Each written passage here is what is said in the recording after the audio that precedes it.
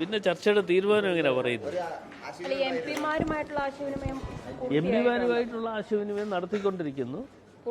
എല്ലാം പൂർത്തിയായില്ല. പല ആളുകളുമായി ബന്ധപ്പെട്ടുകൊണ്ടിരിക്കുന്നു. അതിപ്പോ ഒരു പാർട്ടിയാകുമ്പോൾ പ്രത്യേകിച്ച് ജനാധിപത്യ പ്രസ്ഥാനമല്ലേ, ഞങ്ങൾക്കൊക്കെ ഉള്ള അഭിപ്രായങ്ങൾ പറയാനുള്ള അവസരം തരുന്ന ഏക പാർട്ടി കോൺഗ്രസ്സാണ്.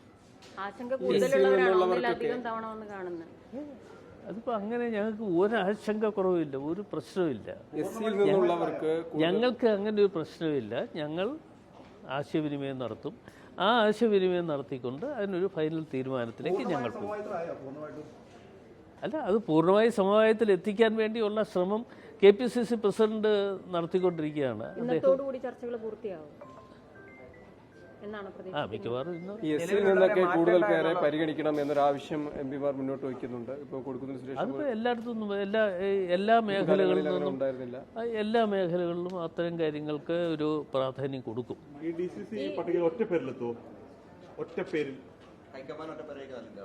ഹൈക്കമാൻഡ് ഒറ്റ പേരല്ല തരത്തുള്ളൂ. ഒരാൾക്കല്ല DCC പ്രസിഡന്റ് ആകാൻ പറ്റത്തുള്ളൂ.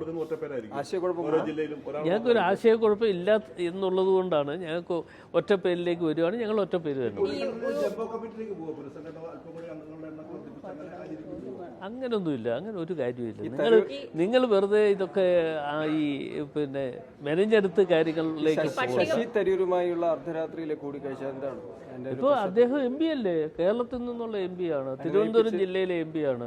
അപ്പോൾ MP എന്നുള്ള നിലയിൽ അദ്ദേഹവുമായി ആശയവിനിമയം നടത്തുക അല്ല, അദ്ദേഹത്തെ ആശയവിനിമയം നടത്തുക എന്ന് പറയുന്നത് കോൺഗ്രസിന്റെ നേതൃത്വത്തിന്റെ ഉത്തരവാദിത്വം. കോൺഗ്രസിന്റെ ഏത് പട്ടിക വന്നാലും യുവാക്കളുടെയും സ്ത്രീകളുടെയും പ്രാതിനിധ്യം സംബന്ധിച്ചിട്ടുള്ള കല്ലുകടി എല്ലായ്പ്പോഴും ഉണ്ടാകാറുണ്ട്. അത് ഉണ്ടാകാതിരിക്കാനുള്ള ഒരു അത്തരം കല്ലുകടികളൊന്നും നിങ്ങൾ പ്രതീക്ഷിക്കേണ്ട. അങ്ങനെ ഉണ്ടാകുമെന്ന് നിങ്ങൾ പ്രതീക്ഷിച്ച് വാർത്തകൾ കൊടുക്കാൻ നിൽക്കണ്ട. അത് കൊടുത്താൽ പിന്നെ അവസാനം നിങ്ങൾക്ക് അത് തിരുത്തേണ്ടതായിട്ട് വരും. അത്തരം കാര്യങ്ങൾ ഞങ്ങൾ ചർച്ച നടത്തിക്കൊണ്ടിരിക്കുന്നതല്ലേ ഉള്ളൂ. അതിനൊക്കെ ഇപ്പോൾ പറയുന്നത് എന്തിനാ? ഇത് പൊതുവെ ഇപ്പോൾ കാര്യങ്ങളൊന്ന് തീർത്തോട്ടെ, ഒന്ന് പാർലമെന്റിൽ പോട്ടെ. മാനദണ്ഡം തീരുമാനിച്ചിട്ടുണ്ടോ? അതോ ഞങ്ങൾ എല്ലാ കാര്യങ്ങളും ചർച്ച ചെയ്യുന്നുണ്ട്. ചർച്ച ചെയ്തുകൊണ്ട് ആ ചർച്ചയുടെ അടിസ്ഥാനത്തിൽ ഏതൊക്കെ തരത്തിൽ പോകണമെന്നതിനെക്കുറിച്ച് ഞങ്ങൾ അവസാനമായി ഒരു തീരുമാനമെടുക്കും. ഇല്ല, ഇല്ലല്ല, അങ്ങനെ ഒരു നോംസ് ഒന്നും ഇതുവരെ, ഈ സ്ട്രിക്റ്റ് നോംസ് ഒന്നും ഈ പാർട്ടിക്കകത്ത് ഉണ്ടായിട്ടില്ല. അങ്ങനെ ഉണ്ടാകത്തുമില്ല. കേരളത്തിന്റെ കാര്യത്തിൽ ആ നിർദ്ദേശത്തിൽ ഇളവ് തരും എന്നുള്ളതാണോ പ്രതീക്ഷിക്കുന്നത്? DCC അധ്യക്ഷന്മാര് മത്സരിക്കേണ്ട എന്നുള്ളത് അല്ല, അങ്ങനെ ഒരു കാര്യം ഇതുവരെ പറഞ്ഞിട്ടില്ലല്ലോ. പുതിയൊരു കാര്യം നിങ്ങൾ പറഞ്ഞ് അവസാനം അതിലേക്ക് കൊണ്ടുവന്ന് എത്തിക്കാതിരിക്കും.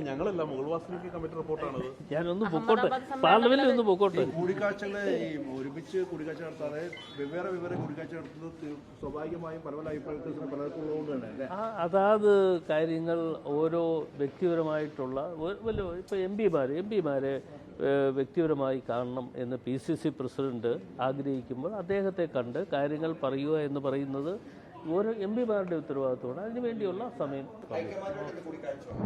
ഉണ്ടാകും.